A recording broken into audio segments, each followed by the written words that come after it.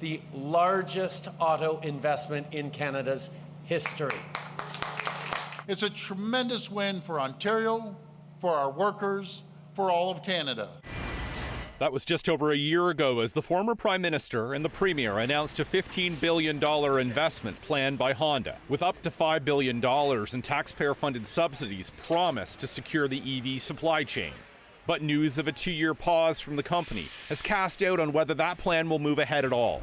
Honda blaming U.S. President Trump's tariffs and slowing demand for electric vehicles. But Doug Ford is trying to strike a tone of optimism. Well, when I've talked to Honda, they've promised us they're going to continue on with their expansion. They're going to keep that facility moving forward.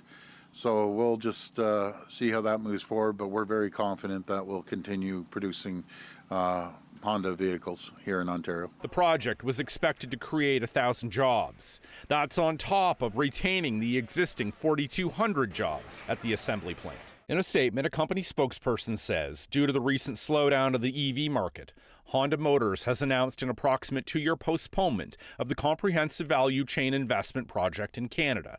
The company will continue to evaluate the timing and project progression as market conditions change. Ford's office says the billions in funding have not yet flowed to the company, but promised to hold any auto company that received government money accountable if it leaves the province. Each auto manufacturer, anything that we've given them, we're going to make sure that they're held accountable and they continue manufacturing automobiles right here in Ontario. We have the best auto workers anywhere in the world. I just don't think the government is taking it seriously enough. But opposition leaders at Queen's Park are concerned the government isn't doing enough to protect auto jobs in the face of Trump's tariffs. Where is the government? They're taking this wait-and-see approach. Nothing to see here, folks. Again, where's the fight that this government talked about during the election? I don't see it. Green leader Mike Schreiner says the government could lead by example and give the EV sector a boost. In my meetings with electric vehicle manufacturers, one of the things they've said is governments can play a key role in increasing demand for electric vehicles. One very quick and easy example is fleet purchases. Why isn't the Ontario government buying electric vehicles for our entire provincial vehicle fleet? Under Honda's original plan, the plant was to produce up to 240,000 vehicles a year when it was fully operational by 2028. The company says that this latest decision will not affect its current Alliston plant. Sean Jeffords, CBC News, Toronto. This is hard work. It's painstaking. It is the work of making our city safer, one person in crisis at a time. To speak more about their vital work, Mayor Olivia Chow introducing members of the Toronto Community Crisis Service, who, either through its emergency number 211 or diverted 911 calls, provide crisis response without police. A mental health crisis can present as being unsafe, but when you really look at it, it's just the response and adaptation to the person's experience.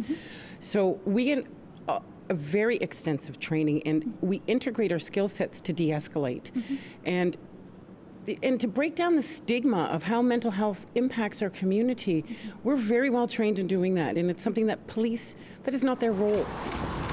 Since it launched in 2022, the Community Crisis Service has responded to more than 25,000 calls, and of the 911 calls referred to the team, nearly 80% were resolved without needing police involvement. Now, the mayor wants to see the program expand to the TTC in a bid to support the transit agency's existing safety initiatives. For us getting into the TTC, it's just adding more support to our community members, and being able to, on the spot, connect them to services is a huge piece. you can now. The mayor's motion passed through executive committee. It asks city staff to report back this year on how dedicated crisis service staff could be deployed in stations and on vehicles across the city. We have more and more people who we see going on to the TTC who are in crisis. That affects them, that affects every rider on our system. And the more access that they have to professionals who are trained to de-escalate, to provide them the care and the support that they need, it's better for everyone.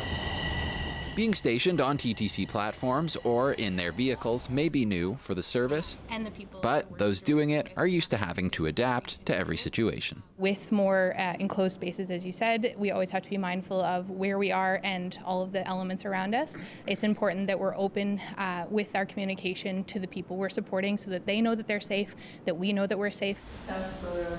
The mayor's motion will go to council for final approval next week. Lane Harrison, CBC News, Toronto.